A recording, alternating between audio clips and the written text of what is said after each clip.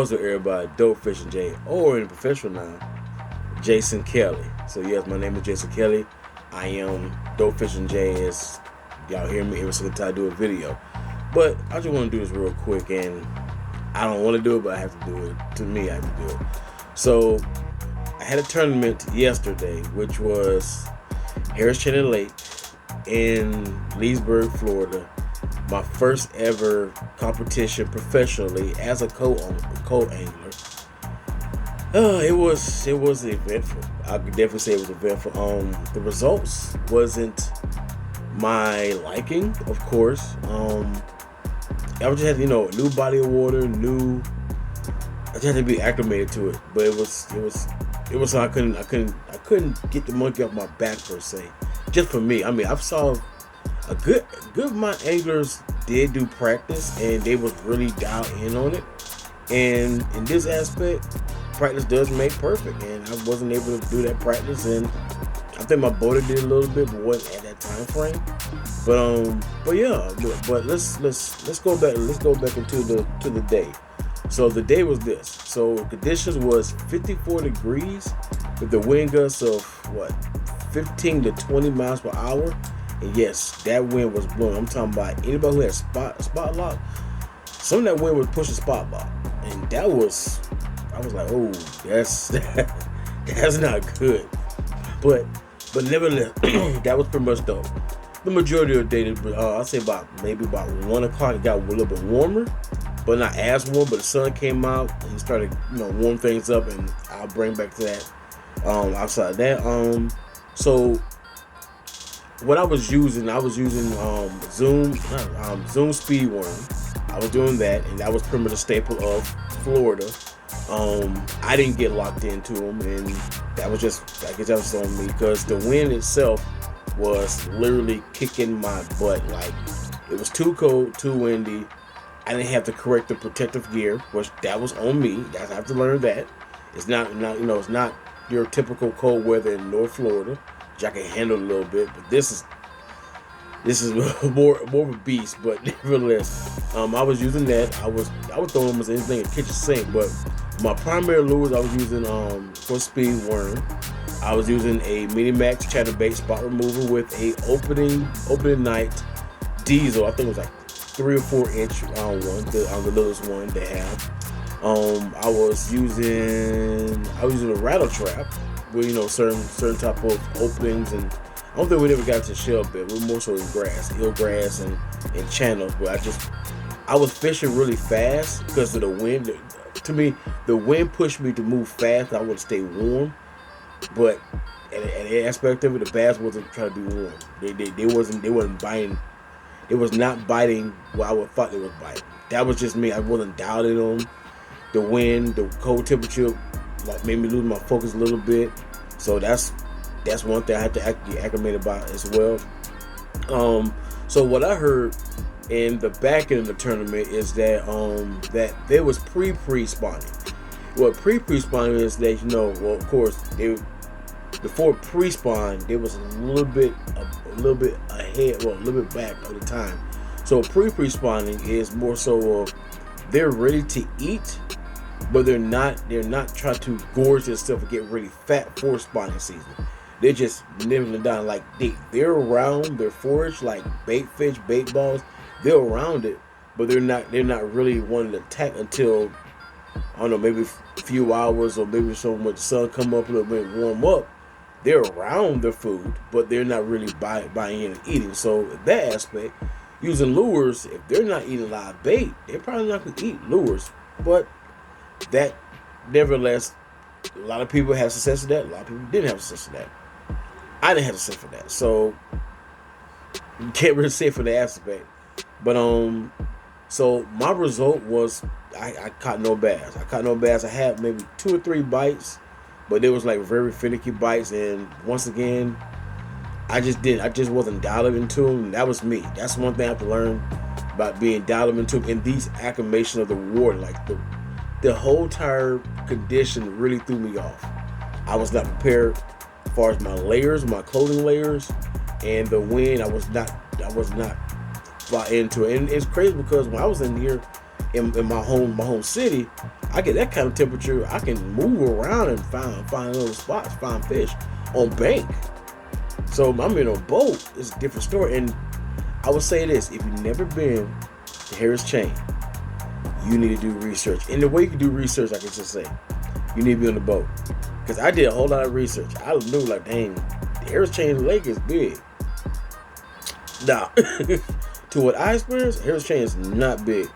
Harris Chain is enormous. And the scary part is, I'm going to go to professional lakes. Professional lakes mean that it's going to have to be a big, massive body of water. Which is why the Gator division of MLF Pheonix series, you have Harris Chain Lake, Toho, and Lake Okeechobee. Very big lakes in the state of Florida. So I have to get ready for that. So my next one's going to be interesting. But nevertheless, I zeroed out. Unfortunately, I was really hoping to at least get one bass in the boat to bring some confidence. But I have to say this: in the warmer side of the day, which is probably around, I'll say about 1:30, the sun started to come out. It was still kind of cold. We went to canals, and to me, I feel like that's one thing we kind of missed. And me and the boater both said we should have went to canals first. And then when it warmed up, head into the massive, open water. I agree to that, and I feel like that would be a good idea. We should have did that. I think bass would be dialed in the small area versus massive areas as well.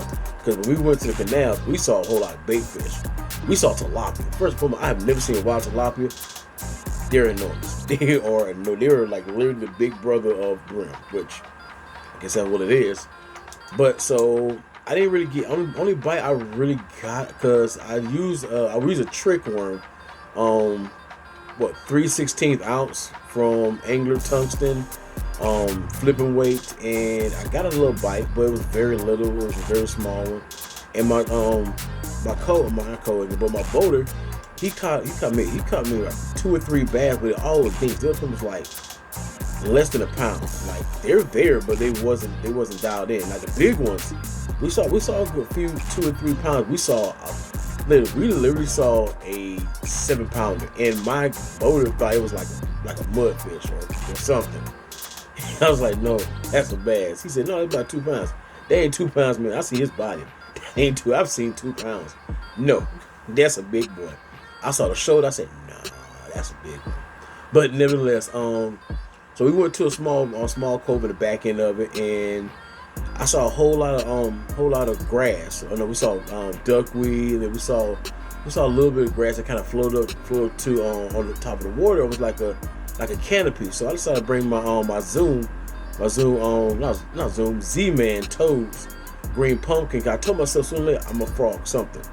I have to frog something. Whether warm up, whether I see whether we outside the wind, I go to some semi-grass that's kind of bundled up. I'm gonna throw something, and I threw it. I missed him because he kind of I'd say I missed him as well. He missed me because it was a big blow. I say about a good 2 or 3 pound blow up, very good blow up. But he missed it. I threw back out there. It wasn't tuned into it. And then my boater missed a frog bite too. And that's the thing. Like this, how I knew they weren't dialed in that aspect as well. Because when they missed us, we literally saw their body like swam off after that. Like they wasn't dialed in. Wherever they was at, they was not dialed in. We saw a whole lot of beds, and they was not dialed in. And that was very fortunate. And that's very fortunate and very sad for that aspect. Outside of that, I know this is so long, I'm just giving you full optics of everything.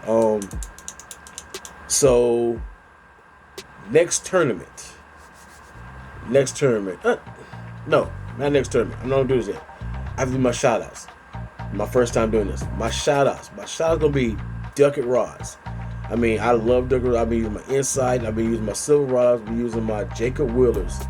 I love the rods. They're very flexible. They're very durable. They have very good sensitivity based by my ways of fishing.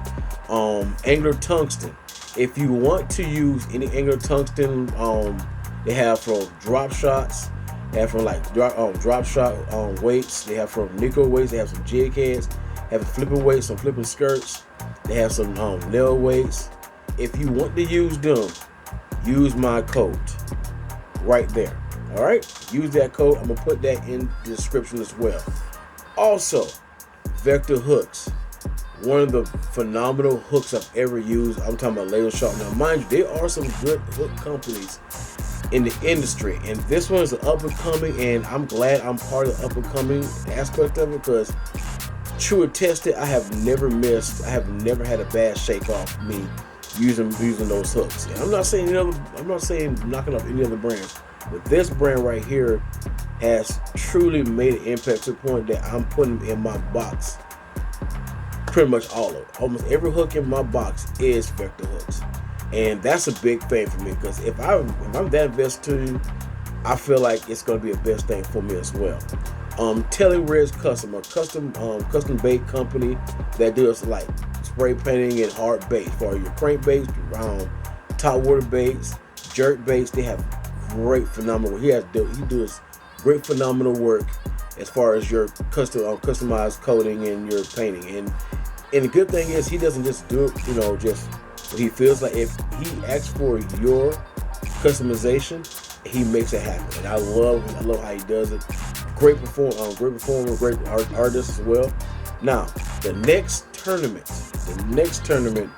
is going to be Lake Tahoe, February 10th. If you are in Kissimmee area, which is either around North Orlando area, I will be there. And of course, at that time of the day, I will let y'all know my weigh-in time, so you can come out there. Takeout will probably be 7:30. So about 7:30, be out there if you want to see me before the tournament.